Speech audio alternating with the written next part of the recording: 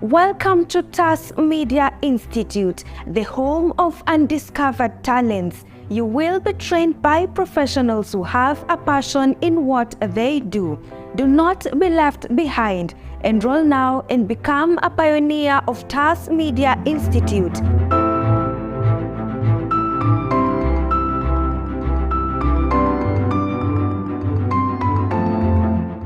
We are located at Neema Plaza, second floor along Kenyatta Highway in Thika Town.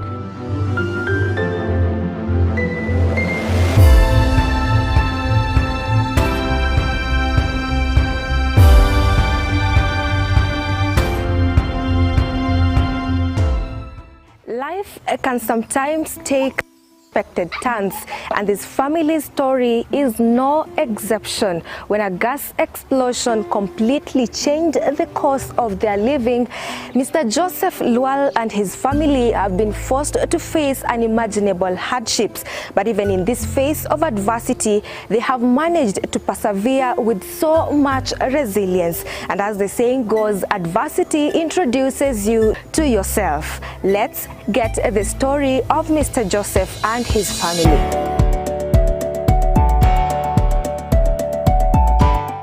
So welcome to the first episode of Brain Busters. My name is Mwangi Dominic. Leo tuko barabara ya MKU, tunauliza maswali tatanishi.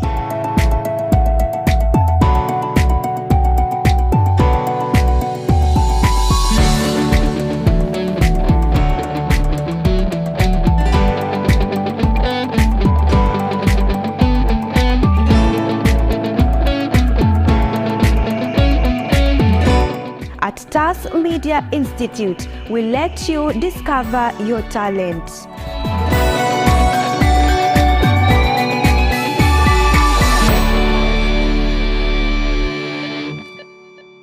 Katika kipindi tunakuletea wasanii. What's up my guys, I go by the name Rainams. Ati nikipita kwa macho na nipimia, na kama sina pesa unguwezi nipimia. Hapa Shenster the Poet manze. Ngoma moto moto. If you wanna show some love, show some love, I don't fake it. Hey, kumenya mawazo makuu, nani anadera shule, warutani wakuu. Vichekesho mkisongaza, mahojiano moto moto, stori za wasanii pamoja na talanta za wasanii. Fiki wa kazi gani kama wapatikani wakati wa shida. Na pia kwenye kipindi utabambika, utajijenga, utaelimika, utakuza talanta yako. My name is Rebecca Mutie, I'm a model and I'm Afri Kenya.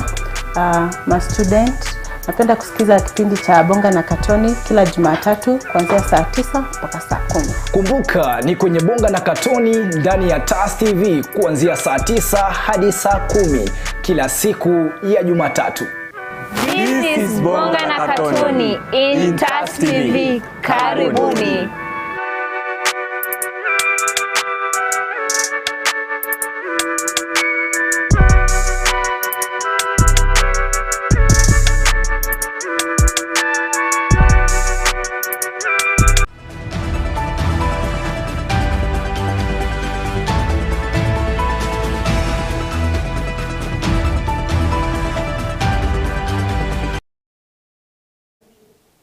Good evening. Welcome to today's news recap. My name is Lavin, Nyagowa, and this is TAS TV.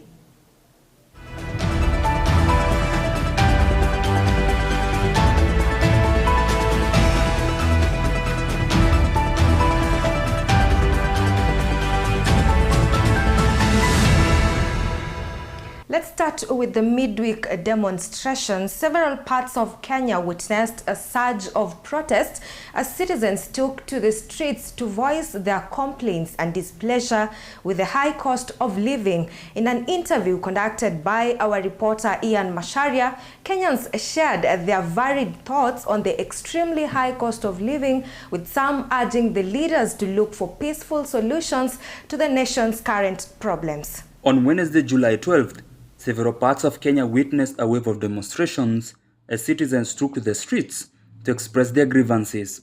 These protests have occurred despite a recent statement by Inspector General Kome declaring such demonstrations illegal. In Nairobi, Mombasa, Kisumu and other major towns, demonstrations were met with a strong show of public discontent. Participants were calling for various issues, including social justice and improved economic conditions.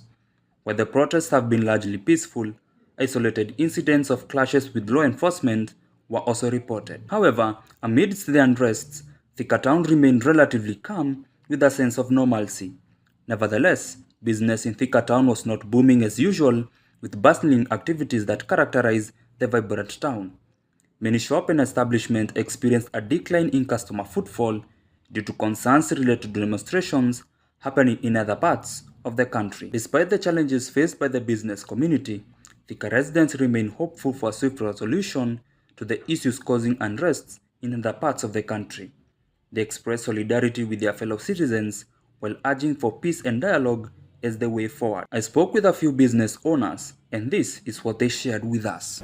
Kwa majina naitwa Kata, msafiri hapa naenda hapa Mulanga Town. Hapa Thika kuko na utulivu, hakuna ile gasi ya maandamano. Lakini mimi nauga maandamano ili kwa sababu serikali kusema ukweli venye walituambia si venye wanafanya. Sasa tunalipa kutoka hapa mpaka Mulanga ni 200 na zamani tulikuwa tunalipa 100. So unaona 100 ndio imeongezwa. Sasa tunasema serikali kama itasikia lugha ya maandamano, afadhali tu asikie lugha ya maandamano kwa sababu venye inastahili kama ni kuandamana tutaandamana roho safi. So nauliza hii serikali yetu, raia amefinyilika kusema ukweli, hasa amefinyilika. So hii serikali yetu ilituambia itashughulikia watu wa bodaboda, mama boga, watu wa beba hapa. So hata mtu anakuuzia kitu hapo unajifanya wewe ni bubu au sikia hata uongee because utashindwa ni kununua utanunua ama ni transport utalipa. So kama rais wetu Ruto atasikia lugha ya maandamano tutaandamana tu. Maandamano utakula nini? Unaona? So like I can tell people hizo pesa unapata, uko na familia, uko na a lot of things to do, unaona?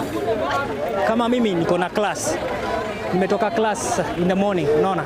Nimekuja kuchapa hustle, unaona? Nirudi tena, unaona? So wale wanaandamana naweza sema they are just ni watu wajui kenye wanafanya, unaona? Na sema venye mnasema maisha imepanda, yes maisha imepanda, unaona?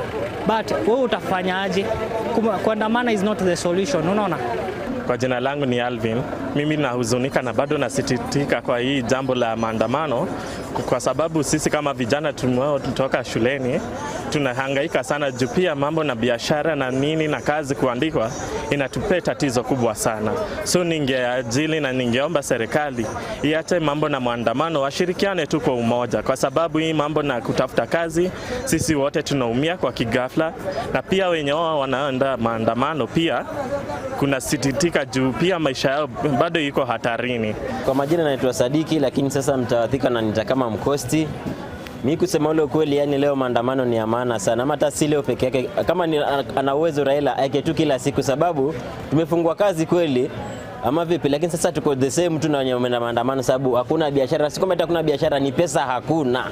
Unaona vitu zimepanda kila kitu. Kama utapandisha mafuta prezo, manze hapo unatukaba sana sababu kupandisha mafuta yani ndio the key man ambao ni inachangia kwa kila jambo sababu mafuta imesimamia kwa unga utapanda, unaona, kwa magari tikiti itapanda, unaona so hapo kama ulipandisha mafuta sababu ni utuegeshe manze hapo ulicheza sipo. Kwa hivyo maandamano nataka kama si hatu kuandamana huku, lakini tuko the same tu na hao, manake tuna view na tuna comment kwa nini iendelee hata kama ni kila siku, yani unaona mpaka asikie mwito wetu. As calmness is witnessed in Thika Town, travelers and business people are now calling on the government to listen to them in solving the soaring high cost of living, even as demonstrations are held in different parts of the country. Reporting for TAS TV in Thika Town, my name is Ian Macharia. Opposition Chief Raila Odinga has launched a public website for the collection of 10 million signatures in his push to remove President William Ruto from office. In a report compiled by our very own Anthony Ombui, the Azimio coalition is seeking to raise signatures from Kenyans as a part of garnering public support in their aggressive campaign against the Kenya Kwanza administration.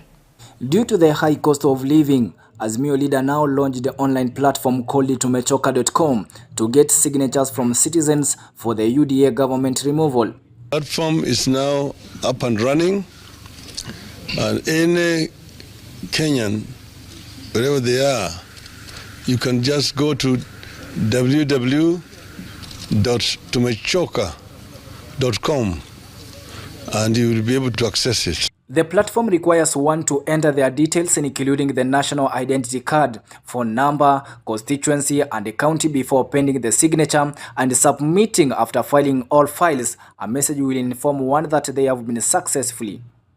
This is part of the campaign of resistance, the civil disobedience and citizens' actions that we have decided to pursue to force Ruto and his regime to respect and listen to the people. We want to ask you to cease waging warfare against your people when they exercise their constitutional right. Majority of Kenyans are opposing Odinga's method for the removal of UDA government through signatures. Many are feeling that there is a need for the two parties to come together and solve the issue affecting Kenyans in a peaceful way. We interacted with the Kenyans and these are their views. Kulingana na vile ambavyo guko saa hii. Okay, wanaweza okota na hata wanaweza pata milioni 10. Lakini kungatua mtu mamburakani sio jambo ya mchezo. Ni process. Na sio process kidogo. Kwa sababu not only to correct the signatures, these are correct.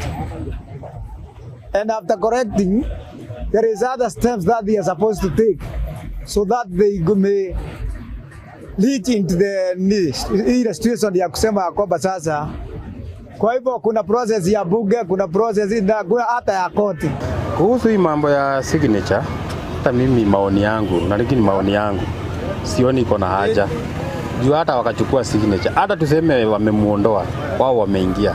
Mimi sijui kama kuna mahali wamejiwekea pesa ati watachukua watumie. The same tu watachukua wataanza mambo ya tax pia. So mambo ya signature hata wachukue hata wafanye nini, mimi sioni ikitusaidia. Tena hata sioni kusaidia mwananchi. Juu sioni mambo ya maisha kuwa mangumu na signature hata sioni zinaingiliana wapi. Signature inaonekana wao wanajitakia. Ni kama wanaweza ulizwa waseme hii serikali iondoke wao waingie. Lakini mambo ya mwananchi kumsaidia sioni. Serikali tunachagua, sasa ndio wanaanzia. Ningeomba kwanza tuwapatie time nao ndio tuone vile watamweka. Inawezekana juu hata tunaweza sema tu nikaa kusubua tu. Juu sema utoe kama president kama saizi kusema tunamtoa. Nikiangalia kutoka mwanzo. Wakati kama huyu mtu anachukua hii signature atoe yule yako kwa kiti. Nikiangalia tu ni vile tu anaangalia upande wake. Kana juu ground venye inasema Wilbaro hawana chao. Kwa hivyo sasa hata signature zikaambiwa kila mtu atakuwa kwa signature. Hili jambo ambalo tunajipanga kama watu wa Azimio ni kweli litawezekana. Kwa sababu tukiangalia on the ground we have the votes and we have the signatures with us. One thing I know, if our readers will tell us like today it is the day we make the signatures, definitely by the end of the day we'll be having all of them, and from there we will be waiting for the court to give us the go-ahead. Those are opinions from Kenyans, where a majority are opposing the idea of collection of Azimio signatures, while few are supporting the Azimio motion. Now all eyes are set to the government to see the step that will be carried out. Reporting for TAS TV from Thika, Kiambu County, my name is Anton Ombui Ogechi.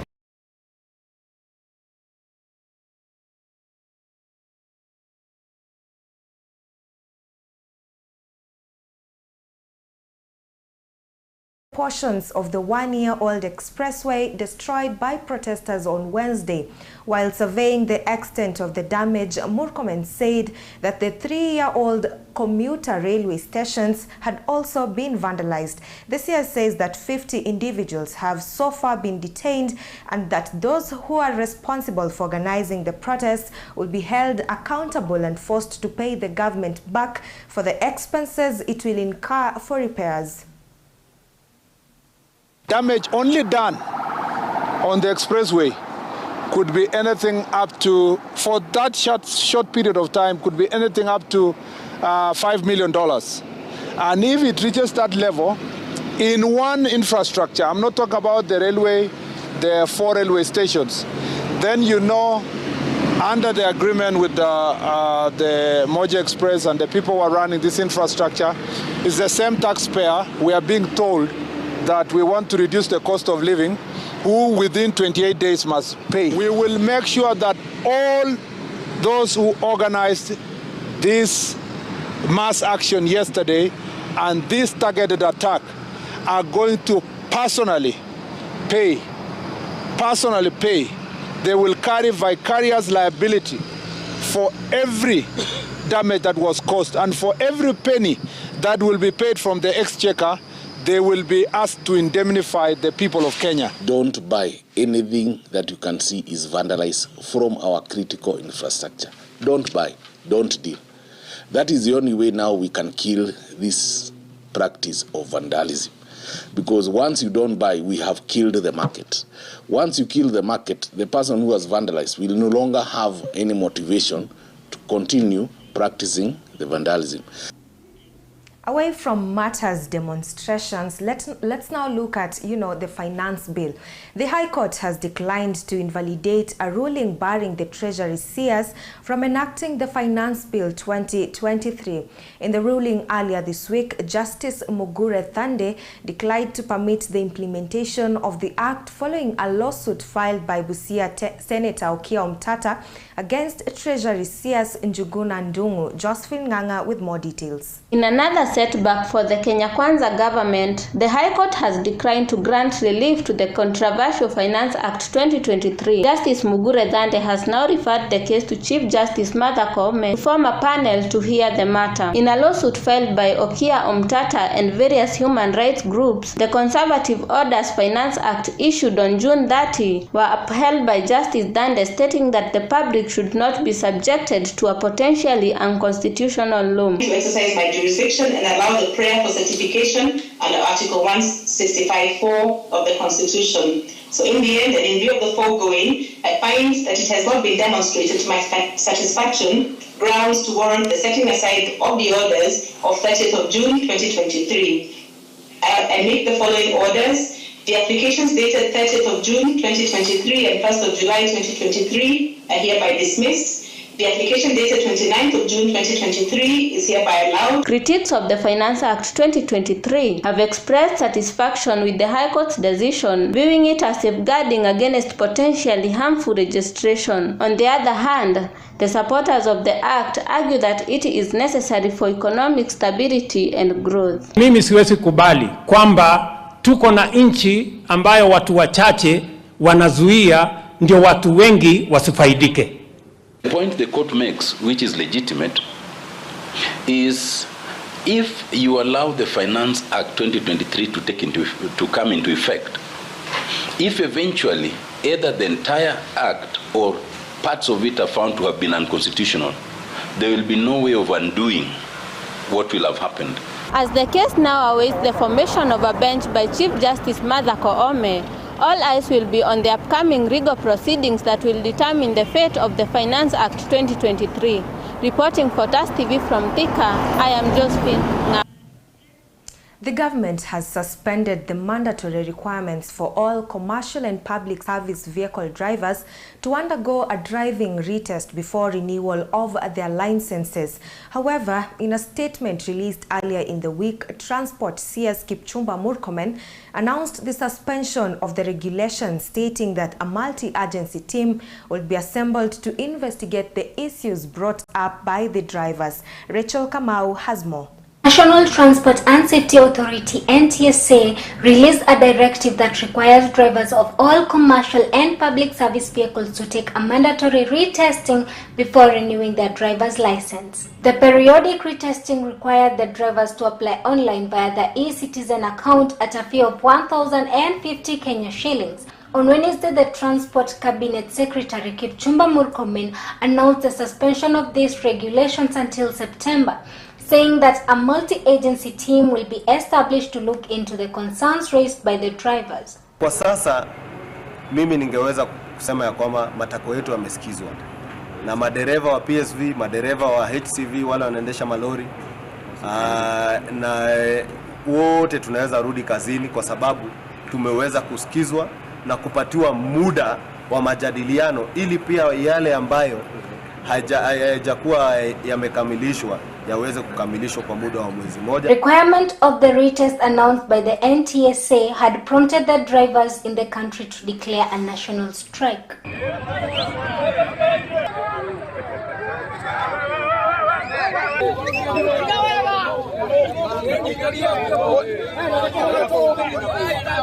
The fitness of the drivers had become a concern as a majority of them were failing the retest.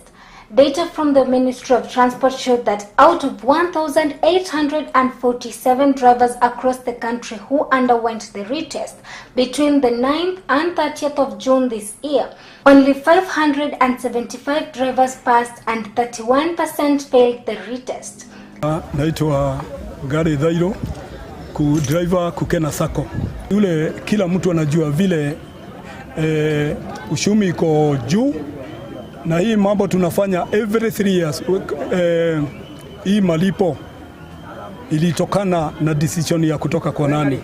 Hatuwezi, na hiyo ni kitu gumu, hatuwezi kuwa tuna every 3 years tunalipa drivers wa matatu na commercial.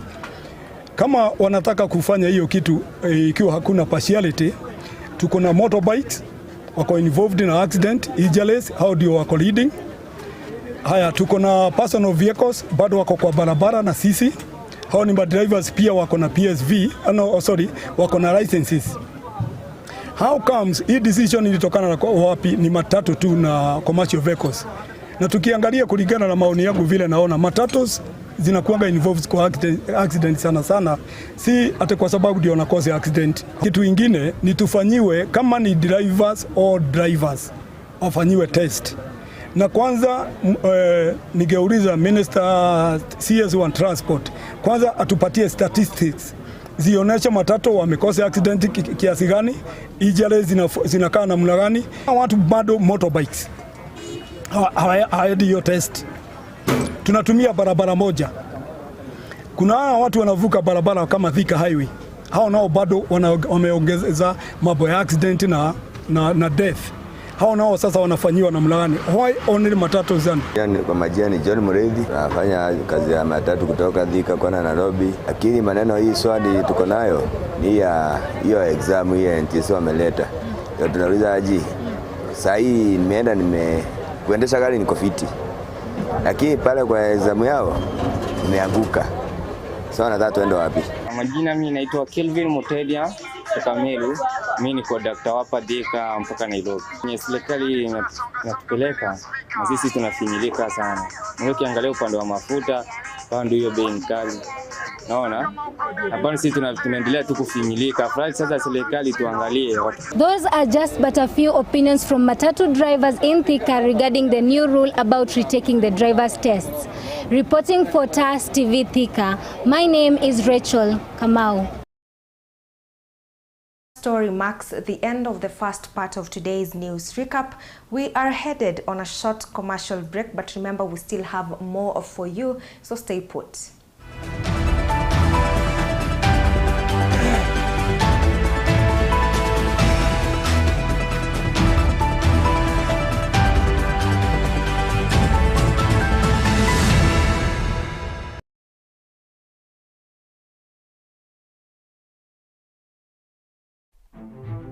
Welcome to TAS Media Institute, the home of undiscovered talents. You will be trained by professionals who have a passion in what they do. Do not be left behind. Enroll now and become a pioneer of TAS Media Institute.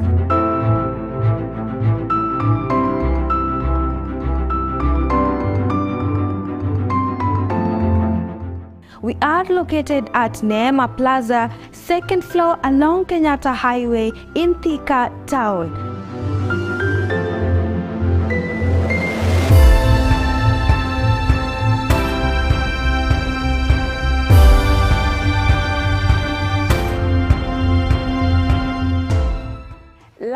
can sometimes take unexpected turns, and this family's story is no exception. When a gas explosion completely changed the course of their living, Mr. Joseph Lual and his family have been forced to face unimaginable hardships. But even in this phase of adversity, they have managed to persevere with so much resilience. And as the saying goes, adversity introduces you to yourself. Let's get the story of Mr. Joseph and his family.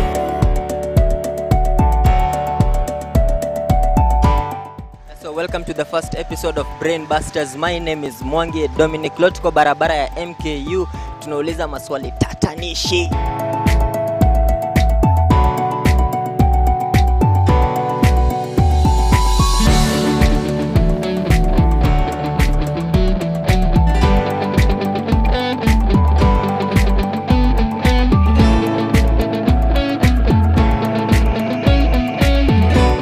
At TAS Media Institute, we let you discover your talent.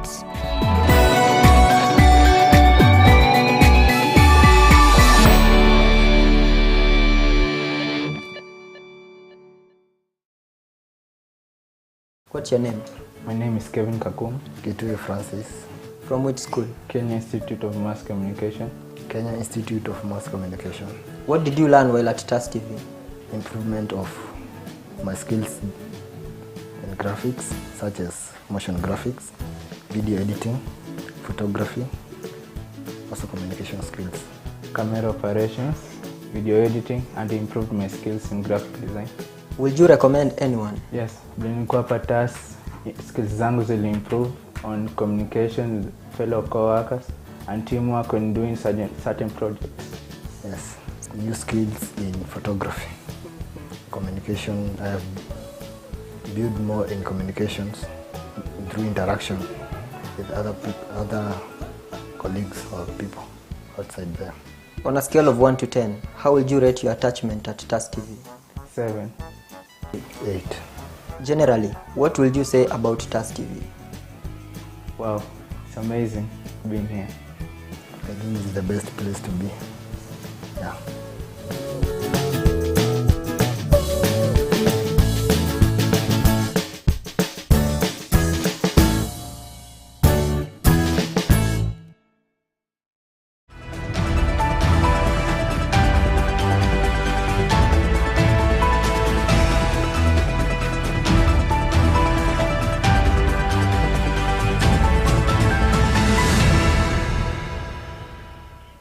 Welcome back. This is TAS TV News Recap. Now, the Kenya National Union of Teachers, NAT, has opposed a proposal by the Presidential Working Party on education reforms to demote primary school heads without degrees. In a report compiled to us by our reporter Frederick Morara, NAT Secretary General Collins Oyu now says the idea will be the worst labor practice in Kenya and the union will not embrace it. However, he said if there are head teachers without degrees, the union wants them to be allowed to proceed to study without being demoted.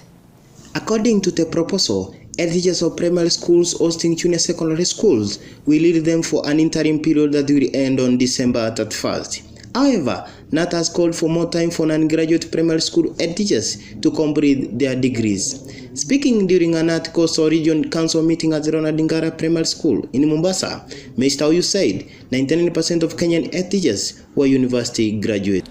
99% of our head teachers are graduates. Sure. If anybody thinks that head teachers in primary schools are not graduates, you are wrong. And if there is any teacher who is not a graduate and is a head, and maybe the changes would wish to propose that he or she be demoted, that is one of the worst labor practices that we shall not allow. Mr. Oyu, the Secretary General, said NAT will insist that non-graduate head teachers continue their training to obtain the higher qualifications. He added that NAT will support non-graduate head teachers and they present their proposal to the working group. We shall insist that our head teachers who are not graduates proceed for education and actually attain higher qualifications, because we have the qualifications to proceed to universities. So for one reason or another, one could not proceed to this level. But it is most unfair, and I say and insist, the worst labor practice is the issue of demoting one from a position to a lesser position. It is not tenable. So we are going to support our head teachers who fall in that, and we shall make proposals to the working party. What is it that this head teacher cannot do if one or two is not a graduate? So basically, we are prepared and we have our teeth out to buy it where necessary, so that our teachers remain comfortable as they were. If anything, some of these head teachers you're making reference to are some of the best head teachers. It is basically administration. We all went to college and we learned basics in administration, and we even qualified highly. As this demotion of teachers due to academic qualifications spreads, we got time to reach some few parents and guardians, and this were their views. Kwa majina ni Nancy Nyambula. Wachira nimetoka Nyeri, nimetoka Thika. Na maoni yangu kuhusu vile serikali inataka kuondoa walimu wenye head teachers wenye wajahitimu kwa university, siwezi kubaliana nao kwa sababu serikali hii kiingia ilisema inataka bottom up. Wale walio chini wainuliwe juu. Wala sio walio juu, wale walio chini waondolewe. So kuondoa wale head teachers wenye wajahitimu kwa kiwango cha university ni kutumaliza sisi wananchi wa kawaida wale wadogo, na sisi ndio wenye inchi. So watafutiwe binu badala, wapelekwe shule bado tu wakiendelea na kazi zao za head teachers ama head mistress. Alafu ndio sasa wahitimu kile kiwango hii serikali inataka, na wakihitimu basi waendelee na hiyo kazi yao, na kama haita watafutia binu badala ya kuwatengenezea ile ama kuwapeleka shule, basi waendelee na hiyo kazi yao bado, wasiondolewe na mtu, kwa sababu wakiondolewa na mtu basi hata hii serikali hatuna imani nayo, hatutakuwa na imani nayo, kwa sababu ikiingia pale ilisema ni bottom up. Kwa hivyo ijali yule mwananchi wa kawaida, na yule mwananchi wa kawaida ni yule head teacher mwenye hajahitimu kwa university. So hapo ningetaka hiyo serikali waze zaidi, isiwaondoe lakini. Kwa majina naitwa Godfrey Gichunji, mkaaji wa Thika, na naongea kama mzazi mwenye ako na watoto secondary na primary. Naongelea hii swala ya serikali kwa kusema hawa walimu wenye wako secondary hawafai kuendelea na shule na nini na masomo ya secondary, hii masomo ya university walete wazazi wengine, walimu wengine hapo wenye wamehitimu, kwa sababu hawajahitimu kufuza CBC. Hiyo swala ingekuwa mzuri. Vile ingekuwa mzuri ni watoe hawa wenye wako secondary wawafuze, wapeleke hiyo kiwango chenye wanataka, wawe hapo juu mahali wako wanataka. Ni hawa tu kwa leo. Following presidential proposal on demotion of primary head teachers, the Kenya National Union of Teachers now says it will stand firm to defend the employment rights of teachers despite their educational qualifications. Reporting for TAS TV, Thika Town, Kiambu County, my name is Murara Frederick. Let's now look at matters health. The second lady, Pastor Dorcas Rigathi, has challenged parents with children addicted to alcohol and drug abuse to accept them as one way to accelerate their recovery. Speaking at a football tournament in Kiambu that included a team of people from recovery of alcohol, drug addiction and other substance abuse, she said that for such children to heal, their families must love and understand them, noting that stigmatizing and condemning them will keep them from their recovery. One thing I'm telling everybody is that drug addiction and alcohol taking is actually a disease. Those people are sick. And you can't condemn people who are sick. What you need is to understand them and help them to be able to overcome. But when we condemn them and we do not even take care of them, some of them have gone to the level they are mentally ill. And so we need to start to know how do we deal with these mental illnesses. And we are going to be calling and going across the nation talking about it so that we don't stigmatize this thing. So that if your child is in drugs, don't be ashamed. Bring that child to where they can get help. There are places, I'm sure we are going to be talking about centers where you can bring them. We are trying to come up with one at Jamhuri Park where you can come for outpatient, and we'll be involving counselors, psychologists, psychiatrists and medics who will be able to be dealing with some of these cases. And therefore, do not ostracize your children. Do not reject your children. Yes, they may have gotten there, but now that they are sick, it is for us as parents, it is for us as a society, it is for us as a nation to make sure that this generation is not lost as we watch, but we must stand to be counted and turn their lives around. Health workers in Machakos County have called off the planned strike after Governor Wavinya Ndeti promised to address their grievances. Wavinya stated that all employees will receive their promotion letters by 27th of this month, while adding that they will set up committees to work from level 5 and level 4. The governor also urged medical professionals to treat patients properly in order to raise the nation's health standards. You see, if we pay our workers well, we also motivate them to work.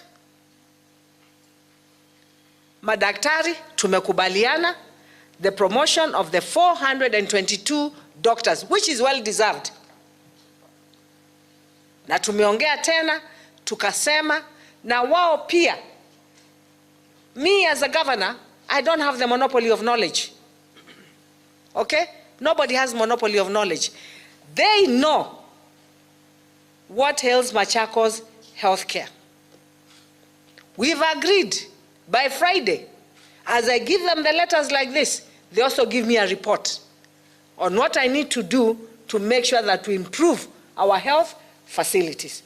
The County Public Service Board has also committed to issue the same promotion letters to bona fide 422 healthcare workers as contained in a submitted list that we looked at all of us yesterday, and this must be by Friday of next week.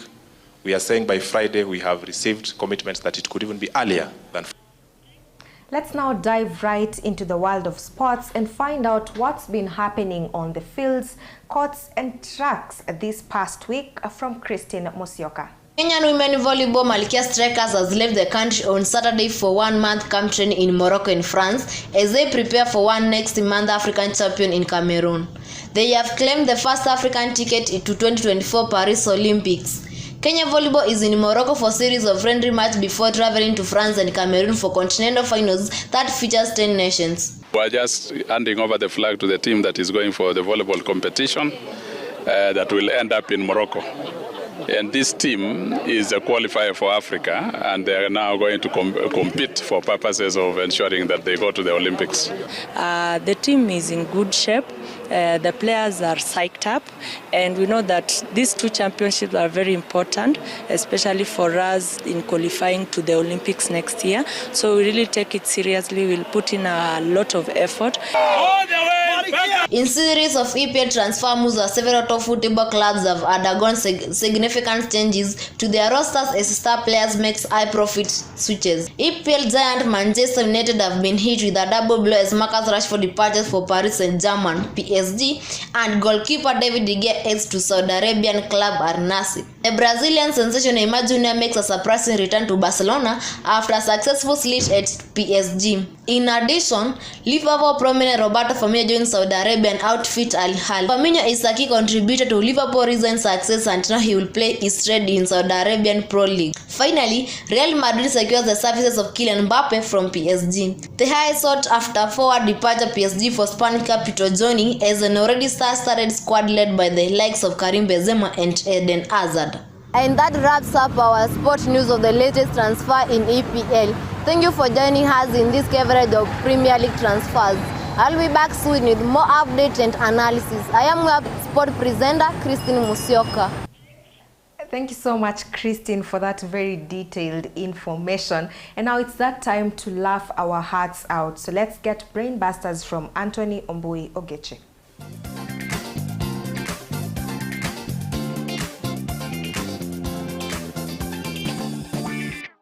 Okay, ladies and gentlemen, welcome back to the interesting parts, the Brain Busters, and my name is Anton Ombui Ogechi.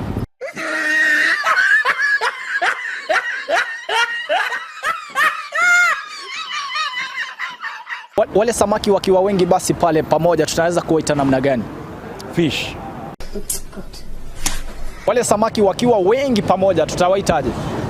Masamaki. Wale nyuki wakiwa wengi pale tutawaita namna gani? Jeshi la nyuki. Nyuki wengi tutawaita namna gani? Mzinga wa nyuki. Wakikwambia kwamba unapenda kujidai sana ama wanajidai sana, niandikie hiyo sentence kwa Kizungu. Wanajidai sana. Wanajidai sana. Watu wanajidai sana. Andika kwa Kizungu. Mimi sijui Kizungu. Mimi Muafrika. Wanapenda kujidai. Wanapenda kujidai, labda ukiandika kwa Kizungu utaandika namna gani?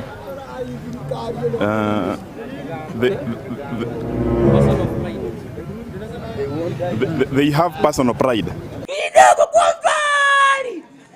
Wanapenda kujidai kwa Kizungu utaandikaje? Mimi sijui.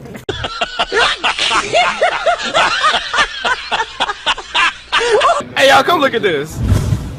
Wanapenda kujidai kwa Kizungu utaandikaje? Era.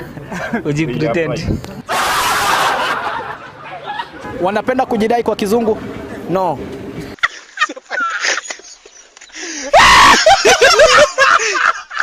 Chaja labda kwa Kiswahili tutahitaji?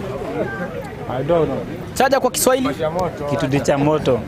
Hey, y'all, come look at this. Kipasha moto. Remote kwa Kiswahili tunaweza kuita namna gani? Remote.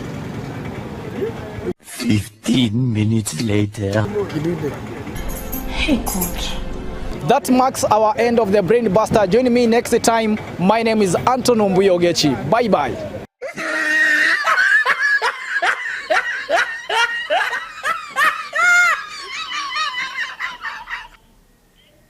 Well, that marks the end of today's news recap. I hope you had a good time. And as I always say, in a world where you can't be anything, please be kind. Let's meet same time, same place next week. God bless you.